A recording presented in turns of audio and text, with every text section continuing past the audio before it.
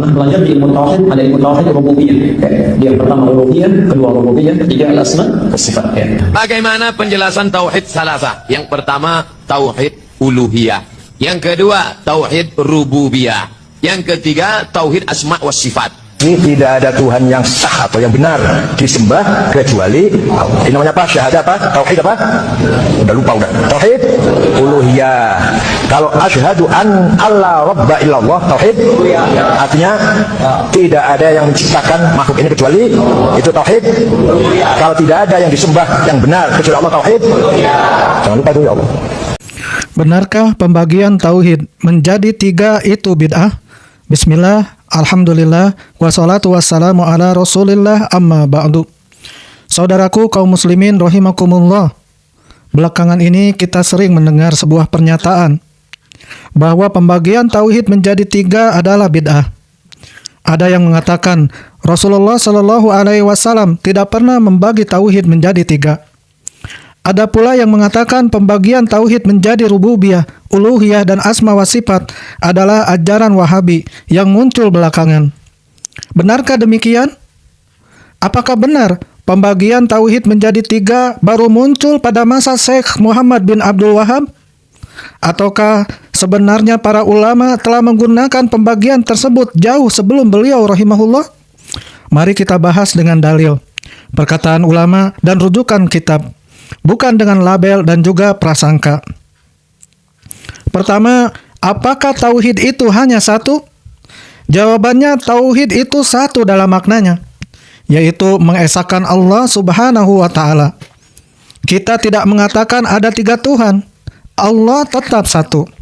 Allah Subhanahu wa Ta'ala berfirman, "Qul huwallahu ahad, Allahus samad." Katakanlah, dialah Allah yang Maha Esa, Allah tempat bergantung.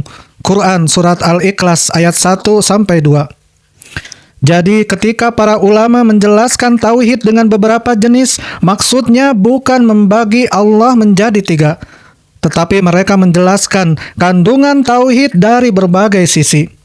Seperti seseorang mengatakan ilmu hadis dibagi menjadi sahih, hasan, dan juga dhaif. Bukan berarti hadis itu terpecah menjadi 3 agama. Atau ilmu fikih dibahas dalam bab toharoh, sholat, zakat, puasa, dan juga haji. Bukan berarti syariat terpecah menjadi beberapa agama. Ini adalah klasifikasi ilmiah untuk memudahkan pemahaman. Dan ini penting jemaah, kita pahami sejak awal.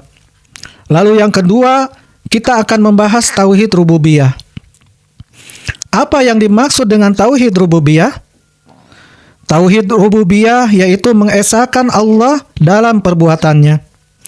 Allah satu-satunya pencipta, pemilik, penguasa, pemberi rezeki, dan pengatur alam semesta. Allah Subhanahu wa Ta'ala berfirman, "Ala lahul khalqu wal amru." Ketahuilah, miliknya lah penciptaan dan urusan. Quran surat Al-A'raf ayat 54. Allah juga berfirman, Allahu khaliqu kulli syai'. Allah adalah pencipta segala sesuatu. Quran surat Ad-Dumar ayat 62. Dan Allah pun berfirman, "Qul may yarzuqukum minas sama'i wal ardi amman yamlikus sam'a wal absara wa may yukhrijul hayyi minal mayyit wa yukhrijul mayyita minal hayyi wa may yudabbarul amra fasayaquluna Allah." Katakanlah, siapakah yang memberi rezeki kepada kalian dari langit dan bumi? Siapakah yang memiliki pendengaran dan penglihatan? Siapakah yang mengeluarkan yang hidup dari yang mati dan mengeluarkan yang mati dari yang hidup? Dan siapakah yang mengatur segala urusan? Mereka akan menjawab, Allah. Quran surat Yunus ayat 31. Inilah makna rububiyah. Bahkan menariknya, Al-Quran menjelaskan bahwa banyak kaum musyrikin mengakui sebagian besar aspek rububiyah Allah. Allah Ta'ala berfirman, "Wala in sa'altahum man khalaqas samawati wal arda la yaqulunna Allah."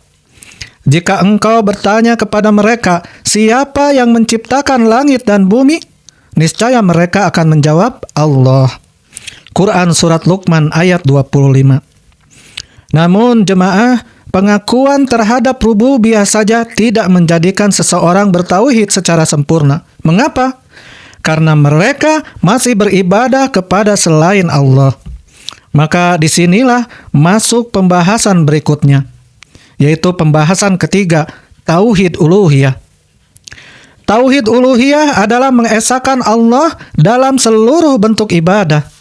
Salat hanya kepada Allah, doa ibadah hanya kepada Allah, nadar hanya kepada Allah, penyembelihan ibadah hanya kepada Allah, tawakal ibadah hanya kepada Allah, roja, khauf, mahabbah, dan berbagai bentuk ibadah hanya ditujukan kepada Allah. Allah Ta'ala berfirman, "Wa ma khalaqtul jinna wal insa illa liya'budun." Tidaklah aku menciptakan jin dan manusia, melainkan agar mereka beribadah kepadaku. Quran Surat Ad-Dariyat ayat 56. Dan Allah Ta'ala berfirman, "Wa'budullaha wa la tusriku bihi syai'a." Sembahlah Allah dan janganlah kalian mempersekutukannya dengan sesuatu apapun. Quran Surat An-Nisa ayat 36. Dan jemaah, perhatikanlah ayat yang sangat agung. Iyyaka na'budu wa iyyaka nasta'in. Hanya kepadamu kami beribadah dan hanya kepadamu kami memohon pertolongan. Quran Surat Al-Fatihah ayat 5. Kalimat iyyaka na'budu ini mengandung tauhid uluhiyah, karena kita mengesahkan Allah dalam ibadah. Lalu jemaah, yang keempat, kita akan membahas tauhid al-asma wa as-sifat, yaitu yang ketiga adalah tauhid al-asma wa sifat, yaitu mengesahkan Allah dalam nama-nama dan sifat-sifatnya. Kita menetapkan nama dan sifat yang Allah tetapkan untuk dirinya dalam Al-Quran dan yang Rasul Shallallahu Alaihi Wasallam tetapkan dalam sunnahnya, tanpa menyerupakan Allah dengan makhluk. Allah Ta'ala berfirman, "Walillahil asma'ul husna fad'uuhu biha." Allah memiliki nama-nama yang paling indah, maka berdoalah kepadanya dengan nama-nama tersebut. Quran Surat Al-A'raf ayat 180. Allah Ta'ala pun berfirman, "Laisa kamitslihi syai'un wa huwas sami'ul basir." Tidak ada sesuatu pun yang serupa dengannya, dan Dia Maha mendengar lagi Maha melihat. Quran Surat Asy-Syura ayat 11. Ayat ini sangat penting. Allah menetapkan sifat mendengar dan juga melihat. Wa huwas sami'ul basir. Namun Allah juga menafikan keserupaan. Laisa kamitslihi syai'un. Jadi menetapkan nama dan sifat Allah bukan berarti menyerupakan Allah dengan makhluk. Lalu jemaah, pembahasan yang kelima. Sekarang pertanyaannya jemaah, apakah pembagian tiga ini baru dibuat oleh Syekh Muhammad bin Abdul Wahab? Jawabannya tidak. Dan disinilah justru letak masalah tuduhan tersebut.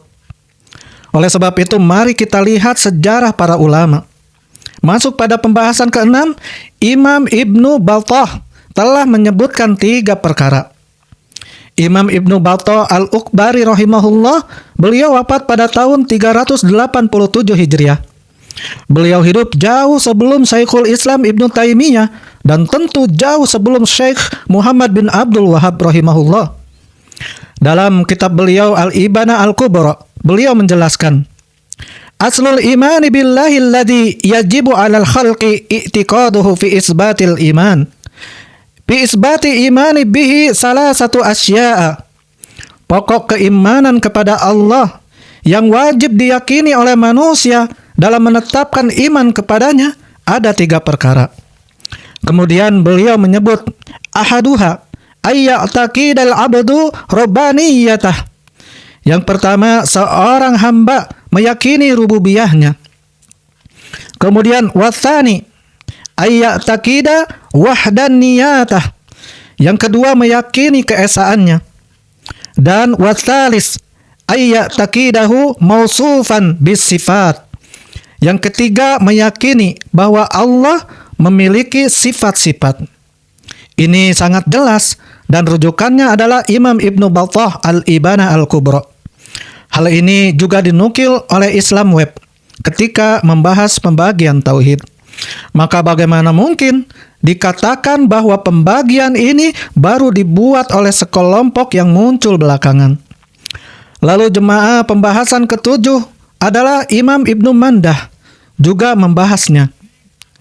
Kita lihat lagi ulama yang lebih tua, Imam Muhammad bin Ishaq Ibnu Mandah rahimahullah yang wafat tahun 395 Hijriah. Beliau memiliki kitab yang sangat terkenal, yaitu At-Tauhid wa Ma'rifatu Asma'illahi wa Sifatihi alal Ittifaqi wa Tafarrud. Kitab tersebut membahas tauhid rububiyah, tauhid uluhiyah, nama-nama Allah dan sifat-sifat Allah. Bahkan struktur kitabnya membahas rububiyah dan uluhiyah secara tersendiri, kemudian nama dan sifat Allah secara tersendiri. Perhatikan tanggal wafat beliau jemaah, 395 Hijriah. Jadi ini jelas bukan produk Syekh Muhammad bin Abdul Wahab sebagaimana yang dituduhkan oleh orang-orang yang membenci dakwah tauhid. Bahkan bukan pula produk Ibnu Taimiyah. Ini adalah pembahasan ulama yang hidup berabad-abad sebelumnya. Lalu jemaah, pembahasan yang ke-8, Ibnu Qayyim secara terang menyebut 3 jenis tauhid. Sekarang kita lihat Imam Ibnu Qayyim rahimahullah. Beliau wafat tahun 751 Hijriah, yaitu dalam kitab Madarijus Salikin, juz pertama, halaman 49, beliau berkata, "Fistimali hadhihi surati ala anwa'i tauhidit tsalatsa." Surat ini mencakup 3 jenis tauhid. Kemudian beliau pun menjelaskan, "At-tauhidu naw'an." Tauhid itu ada 2 jenis. Naw'un fil ilmi wal i'tiqad. Jenis yang berkaitan dengan ilmu dan keyakinan. Wa naw'un fil iradati wal qasdi. Dan jenis yang berkaitan dengan kehendak dan tujuan. Kemudian beliau rahimahullah menjelaskan bahwa jenis kedua terbagi menjadi tauhidun fi rububiyyati wa tauhidun fil ilahiyyati. Fahadihi salasatu anwa'in. Tauhid dalam rububiyah dan tauhid dalam uluhiyah, maka semuanya menjadi 3 jenis. Jadi jelas sekali jemaah, pembagian 3 bukanlah istilah yang baru muncul pada zaman Syekh Muhammad bin Abdul Wahab. Lalu jemaah, pembahasan yang ke-9, bahkan ulama setelahnya juga menggunakannya. Di antara ulama yang menjelaskan pembagian tersebut adalah Imam As-Safarini Al-Hanbali rahimahullah dalam Lawami'ul Anwaril Bahiyyah. Beliau mengatakan, "I'lam anna tauhida salah satu aqsamin." Ketahuilah bahwa tauhid itu ada 3 bagian. Kemudian beliau menyebut tauhidur rububiyati wa tauhidul ilahiyati wa tauhidus sifati. Tauhid rububiyah, tauhid uluhiyah, dan tauhid sifat. Dan beliau pun menjelaskan makna masing-masing. Lalu jemaah, pembahasan yang ke-10. Tapi Rasulullah Shallallahu Alaihi Wasallam tidak pernah berkata tauhid ada 3. Ini menurut perkataan mereka yang membantah pembagian tauhid menjadi 3. Maka kami jawab, ini adalah subhat yang perlu dijawab dengan adil. Benar, kita tidak memiliki hadis yang berbunyi tauhid terbagi menjadi 3, rububiyah, uluhiyah, dan asma wa sifat. Tetapi apakah setiap klasifikasi ilmiah harus disebutkan dengan lafaz yang sama persis oleh Rasul Shallallahu Alaihi Wasallam? Jawabannya tidak. Para ulama membuat istilah dan klasifikasi untuk menjelaskan kandungan dalil. Yang menjadi ukuran adalah apakah pembagian tersebut memiliki makna yang benar dan berdasarkan Al-Quran dan Sunnah. Jika ya, maka tidak otomatis menjadi bid'ah hanya karena Nabi Shallallahu Alaihi Wasallam tidak menyebut klasifikasinya dengan lafaz yang sama. Dan ternyata pembagian tersebut bukan sekedar teori. Al-Quran memang jelas membahas Allah sebagai Rabb, Allah sebagai Ilah, dan Allah dengan nama-nama serta sifat-sifatnya. Contohnya dalam Quran surat An-Nas, Qul a'udzu birabbin nas, malikin nas, ilahin nas. Katakanlah aku berlindung kepada Rabb manusia, Raja manusia, sesembahan manusia. Quran surat An-Nas ayat 1-3. Ada rububiyahnya, yaitu Rabban nas, ada uluhiyahnya, ilahin nas. Dan Al-Quran penuh dengan penetapan nama dan sifat Allah. Maka para ulama, mereka melakukan istiqra', yaitu mengumpulkan dan menelaah berbagai nas, lalu membuat klasifikasi agar mudah dipelajari. Lalu jemaah, pembahasan yang ke-11, apakah ini berarti tauhid terpecah? Maka kami jawab tidak. Ini harus dijelaskan agar tidak terjadi kesalahpahaman. 3 jenis tauhid tersebut saling berkaitan dan tidak boleh dipisahkan dalam hakikat iman kepada Allah. Tauhid rububiyah mengharuskan tauhid uluhiyah. Kalau kita benar-benar meyakini Allah satu-satunya pencipta, pemilik dan pengatur, maka konsekuensinya hanya Allah yang berhak diibadahi. Allah sendiri menggabungkan keduanya dalam banyak ayat. Allah Ta'ala berfirman, Ya ayyuhan nasu ubudu rabbakumul ladzi khalaqakum. Wahai manusia, sembahlah Rabb kalian yang telah menciptakan kalian. Quran Surat Al-Baqarah ayat 21. Perhatikan jemaah, ubudu rabbakum, sembahlah Rabb kalian. Rububiyah menjadi dalil untuk uluhiyah. Karena dia yang menciptakan kita, maka dialah yang paling berhak kita sembah. Lalu jemaah, pembahasan ke-12. Apakah orang yang mengakui rububiyah sudah menjadi muslim? Maka kami jawab tidak. Ini juga harus dipahami dengan benar. Kaum musyrikin Quraisy pada dasarnya mengakui bahwa Allah adalah pencipta. Tetapi mereka tidak mengesahkan Allah dalam ibadah. Allah berfirman, Ala lillahi dinul khalis. Ingatlah, hanya milik Allah agama yang murni. Quran Surat Az-Zumar ayat 3. Karena itu Rasulullah SAW tidak hanya mengajak manusia untuk mengakui adanya pencipta. Beliau menyeru, Qulu la ilaha illallah tuflihu. Ucapkanlah la ilaha illallah, niscaya kalian beruntung. Maka pembagian ini justru membantu kita memahami mengapa pengakuan terhadap Allah sebagai pencipta saja tidak cukup. Karena tauhid menuntut kita mengesahkan Allah dalam ibadah. Lalu jemaah, pembahasan ke-13. Jadi apakah pembagian tauhid menjadi 3 adalah bid'ah? Sekarang kita bisa menjawab dengan lebih tenang.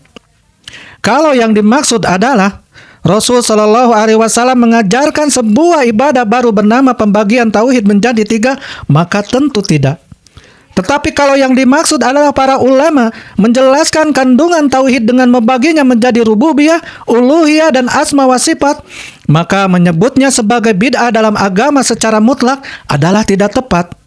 Sebab kita melihat Imam Ibnu Battah wafat 387 Hijriah, Imam Ibnu Manda wafat 395 Hijriah. Keduanya hidup berabad-abad sebelum Syekh Muhammad bin Abdul Wahab. Kemudian Ibnu Qayyim wafat 751 Hijriah secara eksplisit menyebut 3 jenis tauhid dalam Madarijus Salikin. Dan ulama setelahnya juga menjelaskannya. Maka tuduhan ini murni ciptaan Wahabi adalah klaim yang tidak sesuai dengan sejarah literatur keilmuan Islam. Lalu jemaah, pembahasan ke-14 yang harus kita perdebatkan adalah dalil, bukan label. Saudaraku kaum muslimin rahimakumullah, kalau ada seorang mengatakan ini ajaran Wahabi, jangan berhenti pada label, tanyakan apa dalilnya. Kalau dikatakan ini ajaran Salafi, tanyakan apa dalilnya. Kalau dikatakan ini ajaran NU, tanyakan apa dalilnya. Kebenaran tidak menjadi benar karena sebuah kelompok mengatakannya, dan kebatilan tidak menjadi batil hanya karena kelompok tertentu yang mengatakannya. Allah Ta'ala berfirman, Fas'alu ala dzikri in kuntum la ta'lamun. Maka bertanyalah kepada orang yang berilmu jika kalian tidak mengetahuinya. Quran Surat An-Nahl ayat 43. Maka jemaah, mari kita belajar dengan ilmu. Buka kitab, lihat perkataan ulama, periksa sumber. Jangan hanya mengambil potongan video. Jangan hanya membaca komentar media sosial, dan jangan mudah memberikan vonis bid'ah terhadap sebuah istilah ilmiah yang sebelum memahami maksudnya. Maka saudaraku kaum muslimin rahimakumullah, kesimpulannya tauhid itu satu. Allah yang kita sembah hanya satu. Tetapi para ulama menjelaskan kandungan tauhid dari berbagai sisi. Di antaranya pertama tauhid rububiyah, mengesahkan Allah dalam perbuatannya. Kedua tauhid uluhiyah, mengesahkan Allah dalam seluruh bentuk ibadah. Ketiga tauhid al-asma wa sifat, mengesahkan Allah dalam nama dan sifatnya yang ditetapkan berdasarkan Al-Quran dan Sunnah. Jadi sekali lagi, pembagian ini bukan berarti kita membuat tiga Tuhan. Bukan pula berarti agama Islam baru muncul pembagiannya pada zaman tertentu. Bahkan kita telah melihat adanya pembahasan yang sangat jelas pada ulama terdahulu seperti Ibnu Battah, Ibnu Mandah, kemudian Ibnu Qayyim dan ulama yang lainnya. Maka jangan terburu-buru mengatakan ini bid'ah karena Nabi tidak pernah mengucapkan kalimat tersebut. Tetapi lihatlah apa maknanya, apa dalilnya, bagaimana para ulama menjelaskannya, dan yang paling penting, apakah pembagian tersebut membantu kita memahami tauhid yang diajarkan oleh para nabi dan rasul? Demikianlah jemaah, semoga Allah Subhanahu wa taala memberikan kepada kita ilmu yang bermanfaat, pemahaman yang benar, serta kejujuran dalam mengikuti kebenaran. Allahumma arinal haqqa haqqa warzuqna ittiba'ah wa arina batila batilan warzuqna ijtinabah. Jazakumullahu khairan.